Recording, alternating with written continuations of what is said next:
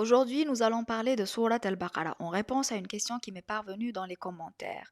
Comment lire Surat al-Baqarah, dans quelle langue, à quel rythme et à quel moment est-ce qu'il faut la lire? Il faut savoir que lorsque l'on prend Surat al-Baqarah, c'est comme pour les autres ibadat. Il faut essayer de trouver son propre rythme. Il ne faut pas essayer de faire comme font les autres.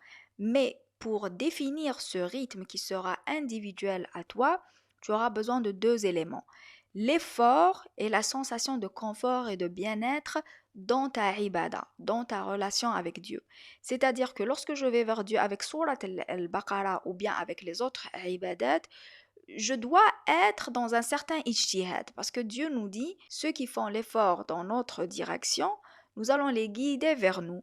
Donc plus tu fais d'efforts envers Dieu, de toute façon, notre relation avec Dieu, elle sera toujours pas rythmée par l'effort. On ne peut pas arriver à un certain niveau avec Dieu et se dire que c'est bon, on a tout fait avec Dieu, on a découvert Dieu, on a fait tout ce qu'il nous a demandé. Non, on sera toujours dans l'effort parce que ce qui définit Dieu, c'est l'infini. C'est l'infini. Donc on ne viendra jamais à bout de Dieu. Et donc, dans la lecture de Surat al-Baqarah, tu dois être dans l'effort, al-ijtihad, c'est-à-dire tu fais du mieux que tu peux. En même temps, tu dois ressentir un certain bien-être, un certain confort dans cette ibada. Par exemple, si quelqu'un travaille beaucoup et qu'il a le temps de lire uniquement quelques pages par jour, il peut lire ces quelques pages, mais toujours avoir à l'esprit qu'il doit faire plus d'efforts. Par exemple, s'il voit qu'il passe beaucoup de temps sur les réseaux sociaux, sur Internet, sur Netflix, je ne sais pas. Il doit essayer de diminuer le temps qu'il passe dans les autres activités pour passer plus de temps, pour donner plus de temps à Dieu. C'est aussi simple que ça. Et puis la relation avec Dieu et les ibadat, c'est une question d'organisation et c'est une question de priorité. C'est-à-dire que lorsqu'on priorise notre relation avec Dieu, il devient beaucoup plus facile de trouver du temps pour Dieu. C'est-à-dire que c'est simple. Les autres choses, toutes les autres activités qu'on pensait très importantes, qui étaient notre source de bien-être, deviennent secondaires. C'est comme ça qu'on finit par avoir plus de temps pour Dieu. Donc ça, c'est la notion de ijtihad. Par exemple, si quelqu'un ne connaît pas l'arabe, ne maîtrise pas la langue arabe et qu'il peut lire uniquement en français, c'est bon parce que Dieu, il sait que les hommes et les femmes qui vont recevoir le livre vont le lire dans toutes les langues. Et donc, il ne faut pas croire que tu vas perdre complètement l'esprit de Dieu parce que tu lis le Coran en français ou en anglais, que sais-je. Non, non. L'esprit de Dieu, il surpasse et il dépasse la limite de la langue, même si Dieu a utilisé la langue arabe pour nous faire parvenir son message. Donc, il ne faut pas avoir peur, il ne faut pas se dire que si je lis uniquement en français, c'est mauvais. Mais si je maîtrise, par exemple, j'arrive à lire en arabe, il faut que j'ai mon mashaf dans les deux langues. Il faut que j'ai mon mashaf dans les deux langues et il faut que je traverse les deux langues. Voilà, pour comprendre le maximum.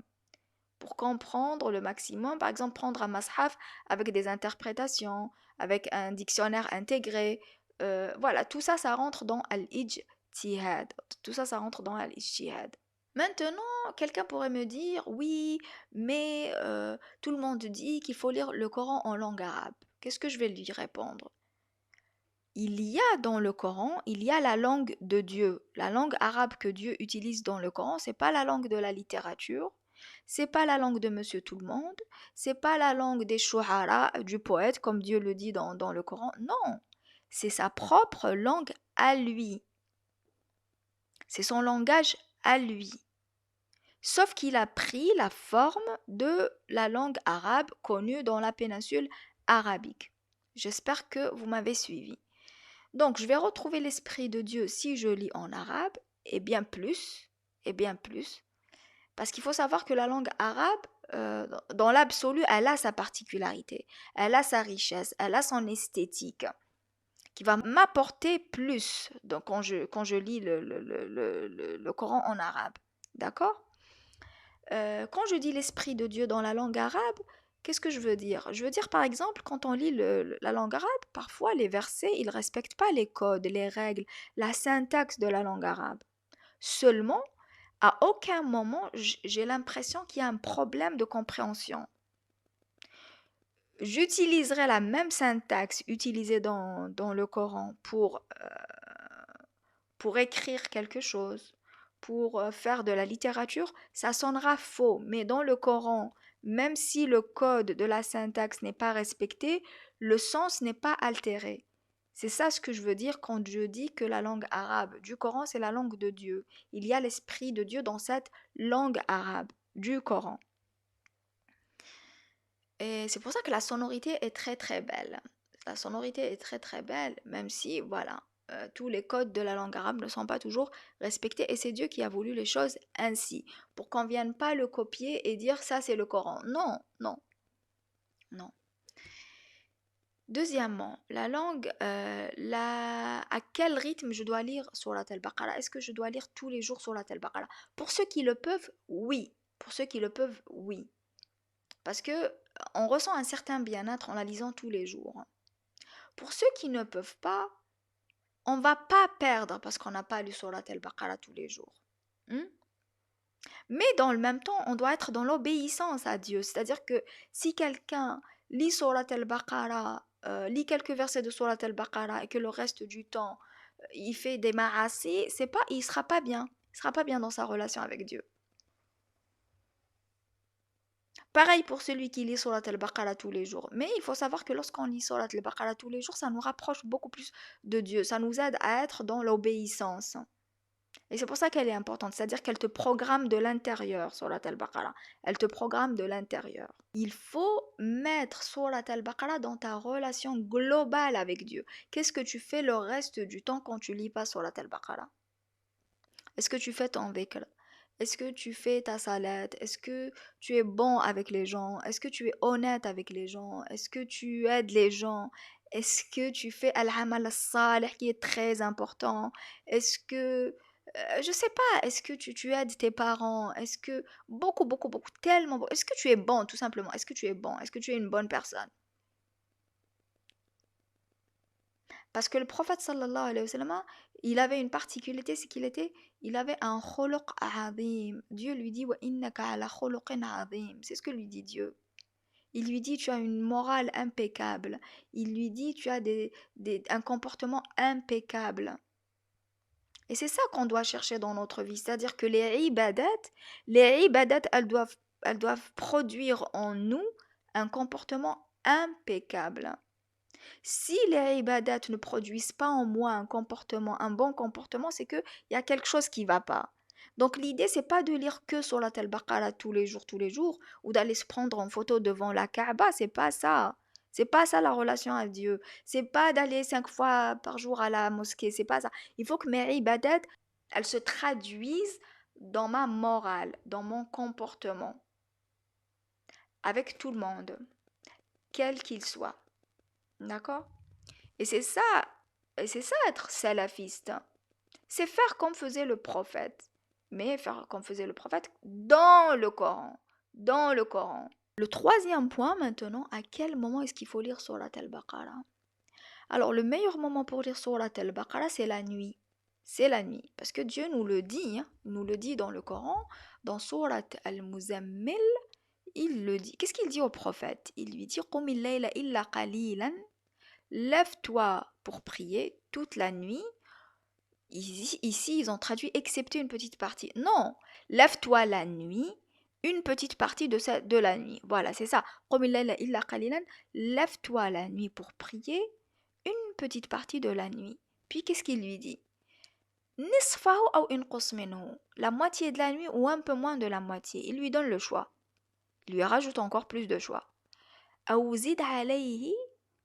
Ou bien rajoute un peu plus que la moitié, c'est-à-dire lève-toi un peu plus que la moitié. Récite ton Coran. Récite ton Coran la nuit. Et là, Dieu lui dit سَنُلْقِي عَلَيْكَ قَوْلًا ثَقِيلًا إِنَّ نَاشِئَةَ اللَّيْلِ هِيَ أَشَدُّ وَطْئًا وَأَقْوَمُ قِيلًا. Parce que l'impact de la prière de la nuit, de la ibada de la nuit, le dhikr, la lecture du Coran, le fait de faire al-sujoud, tout ça, ça a un impact beaucoup plus grand sur notre cœur. Et pour ceux qui ont pratiqué le qiyam al-layl, salat tahajjud, ils vont remarquer que le matin, ils ressentent une paix de l'âme incroyable. Ils sont heureux. Moi quand je fais Qiyam Layl, je suis heureuse le matin. Je suis heureuse. Pourquoi? Parce que quand on fait Qiyam Layl, on a été à la rencontre de Dieu. Alors quelqu'un pourrait me dire, oui, mais Dieu, il est tout le temps avec nous, il est partout, il nous entend. Oui, oui, lui, il nous entend, il nous voit tout le temps. Mais nous, pour que nous puissions être au contact de Dieu, nous avons besoin de calme. C'est nous qui avons besoin de cette prière de la nuit, c'est pas lui. C'est pas Dieu qui est avec nous uniquement la nuit. C'est nous qui ne pouvons accéder à Dieu que la nuit, que la nuit. Est-ce que ça veut dire que je me rappelle pas de Dieu le jour? Non. C'est ce que je vous ai dit la dernière fois, à Salat. Il faut être tout le temps dans la Sela avec Dieu, tout le temps, tout le temps, tout le temps, toute la journée. Mais Dieu nous dit que c'est la nuit que vous pouvez, vraiment ressentir ma présence. Pourquoi? Parce que vous êtes dans le calme. Vous, les pauvres êtres humains, qui êtes trop occupés de la journée, la nuit, dans le calme, vous pouvez m'entendre. Vous pouvez me ressentir. Vous pouvez me demander ce que vous voulez. Voilà. C'est pas que Dieu il disparaît le jour. Non, il disparaît pas, hein. Dieu il est tout le temps avec nous. Mais c'est nous qui avons besoin de ce calme pour pouvoir ressentir sa présence. Et c'est pour ça que la prière de la nuit, elle est importante. Donc, pour avoir plus de bienfaits de Surat al-Baqarah, c'est bien de la lire la nuit. Parce que tu vas voir clair dans les versets.